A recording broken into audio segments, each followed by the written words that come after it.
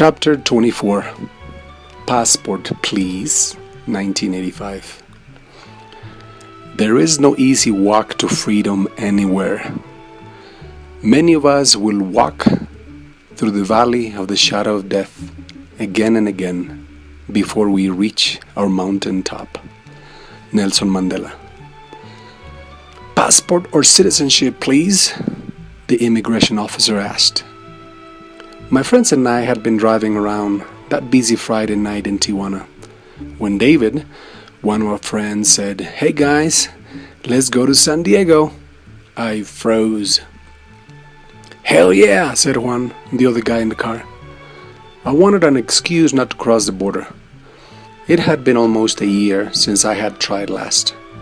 But I had been drinking and thought, what the hell, why not? "Do you guys have your passports with you?" asked David. "Yeah," I said casually. The problem was that I did not have a passport or any other legal way to come across the border from Tijuana to San Diego. I had, however, been preparing for this moment for a long time. All the countless times I had tried to cross illegally, I had been caught.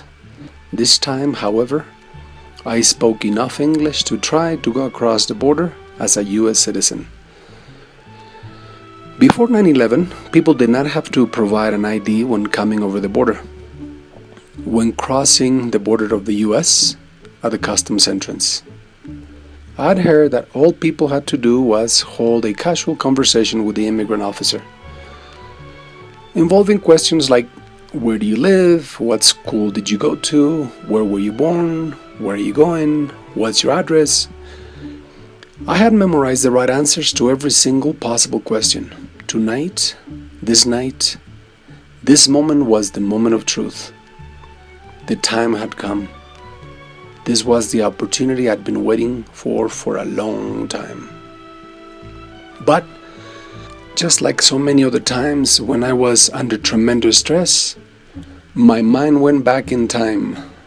Was it always like this? Did people have to show passports to go into the U.S.? Didn't California used to belong to Mexico, I thought? Freeze the story. The Americans never had the authority or the right to, quote-unquote, buy what is now known as the American Southwest. The Americans paid $15 million, about $500 million in today's currency, for almost half of our country of Mexico. Is that a joke or what? Asked the historian rhetorically to his captive audience of mesmerized 8th graders. I loved the way he brought history to life. It was always relevant.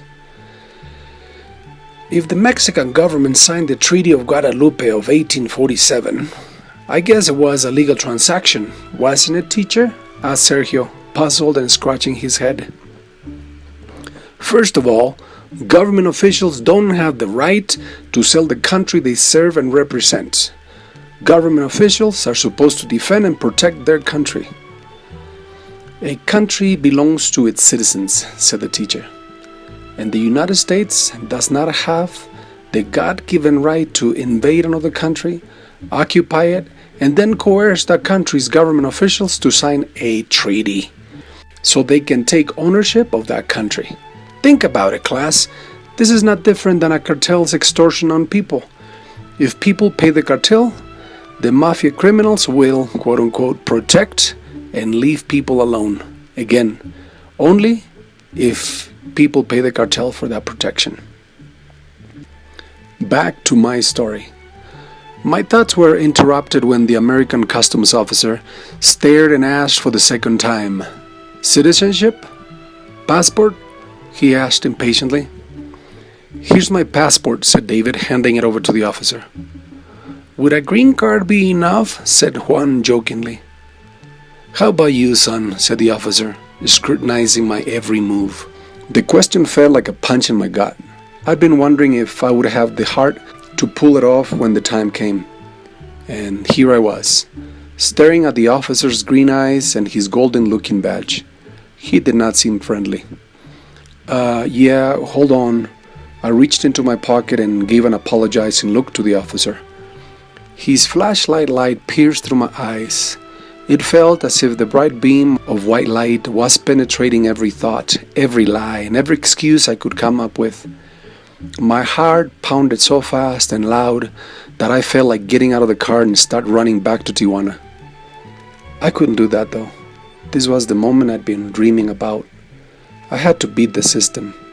Instead of jumping over the international fence or swimming across the Tijuana River or the beach, I would get across the border speaking English. How could I think about something else when immediate and important matters were in front of me? I don't know. Freeze the story. So, teacher, Americans provoked the Mexican-American War of 1846 so they could take California, Utah, Nevada, New Mexico, Arizona, Colorado, and Texas? Alex asked. That's a fairly good summary, yes, Mr. Cadena said. What about Spain? How come they didn't help Mexico in this war? Didn't California belong to Spain? Asked Sergio, not understanding the sequence of historical territorial wars and takeovers, or how maps and geography were changing all of the time, depending on who won the war. It was simple, Mr. Cadena explained. First, the Native Americans owned, quote-unquote, what is now known as the U.S. On the east coast of the U.S. came the Europeans and, quote-unquote, bought what is now known as Manhattan for $24, about $1,000 in today's currency. That's a deal, eh? Then the English and the French tricked the Native Americans into, quote-unquote, selling most of their lands, and when they resisted or refused, the Americans killed the natives. If my memory serves me well, the Americans killed over 100 million Native Americans, one of the biggest, darkest, and least talked about genocide in the history of mankind. Americans just took the natives' land. Then, on the west and the south, the Spaniards did the same thing. They tricked natives, occupied, enslaved, killed, and well, took over any land they wanted. No, Sergio, don't be stupid. The Spaniards couldn't do that because the Mexicans had just fought the Spaniards for Mexican independence, right, teacher? Said Agustin, looking at the teacher for approval. Agustin, I'm going to pretend you just didn't insult Sergio. Apologize, said Mr. Cadena in an intense tone. I'm sorry, Sergio, said Agustin shyly. That's true. Mexicans were on their own. They just had finished the revolution of independence from Spain, and because Mexico was a new country in its infancy stages with various political factions, it made it easy for a powerful country like the US to come and take over the Southwest. It was as easy as the Romans, the Mongols, the English, the French, and the Spaniards massacring of unwilling subjects, invading, occupying, and conquering any territory they chose, concluded Mr. Cadena. He seemed winded. Back to my story. Who were the original Border Patrol? Was it the Native Americans? Was it the Spaniards? The Mexicans? Did they act as intolerant as the American Border Patrol in front of me right now? I was robbed in my thoughts when I was abruptly brought back to reality. Do you have your papers or not, son? Said the officer, losing his patience. It's worth noting that I had been trying to get a visa for a tourist passport for the last 2 years. Every time I'd gone to the immigration officer to apply for a visa, I would take my paycheck stubs, bills, etc. Other than the standard response, come back next year for reevaluation, my passport had been denied every time with no explanation. I waited for my passport to be approved and did not try to cross the border illegally. Try is the right word because I was never successful at it. I wanted to do things the right way. However, this was the moment of truth. I searched and searched again for the ID. An ID that was not there. Who was I kidding? I didn't have an ID.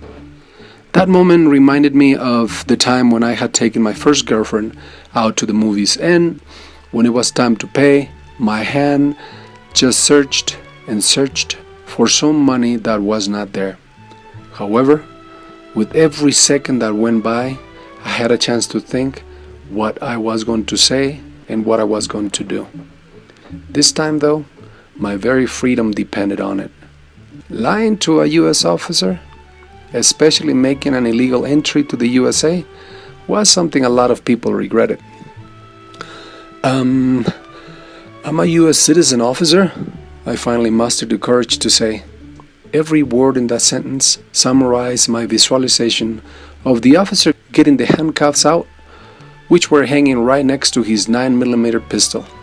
I closed my eyes briefly, waiting for the officer to tell me to step outside and put my hands over my head. That thought and this moment made me dizzy. My fear of being discovered was like the time when I was 8 years old and I'd killed the next door neighbor's chicken. And being confronted later, I never confessed to having killed the chicken though. The officer's eyes reminded me of my grandma's eyes, which seemed to say, I know you're lying. Why don't you just go ahead and tell me what you and I already know? Okay, have a safe trip, guys. Remember, don't drink and drive, said the officer, smiling. You gotta be kidding me, I thought. Had I known it was this easy, I would have tried it long time ago. The Freeway 5 opened wide right in front of my unbelieving eyes. I did not know what to do. I was thinking if I should be screaming in happiness, getting out of the car and start running wildly further into the US. I thought of telling my friends that I was a fake, that I did not have papers, that I was not a US citizen. I should tell them that I was a simple hillbilly from Michoacan who had just made the biggest story in his entire life. I didn't know you were a US citizen, Elio, said David, one of my rich college friends. I thought you had a passport or maybe a green card. No, I was born in California, but I was raised in Apatzingan, I lied. When will we get to know your family, Elio? I'd like to visit your state and enjoy the luxury of your big ranches in Michoacan, said David. I told my friends at the Alliance Francaise College, most of whom were wealthy and from influential family backgrounds, that I was rich, that I had land and ranches and peasants working for me in the state of Michoacan. But I had lied. I was a peasant myself. A peasant who had infiltrated the high class of Tijuana, a peasant who was getting an education, a peasant who had a mission to accomplish. I hadn't forgotten this mission. I still knew who I was. I'd always dreamed of understanding Americans, knowing how they thought, knowing how they felt. They looked larger than life, bigger than the mystical figures my history teacher used to talk about, composed and sophisticated. Coming to America, for me, was more than winning the lottery. It was more than graduating from college. It was comparable to joining the astronauts on the US NASA Apollo program. I was in my own age of exploration, an exploration of opportunity, an exploration of adventure, an exploration of wonder. I had just stepped into the elusive American dream.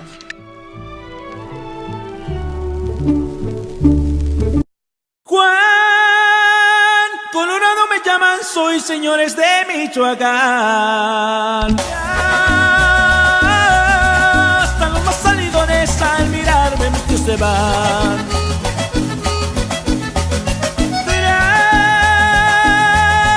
Traigo mi cuerpo una silla que es de cuero, plata y marfil. Y dos pistolas al cinto para que quede rendir. Que viva mi tierra Michoacán y déme charanda para brindar. Que Juan Colorado ya está aquí, montado en su cuaco en huracán. Cuando me encuentro resuelto que de frente quiera pelear, con mi pistola y machete por mi suerte yo he de ganar. Que viva mi tierra Michoacán y déme charanda para brindar. Que Juan Colorado ya se va, montado en su cuenco en huracán.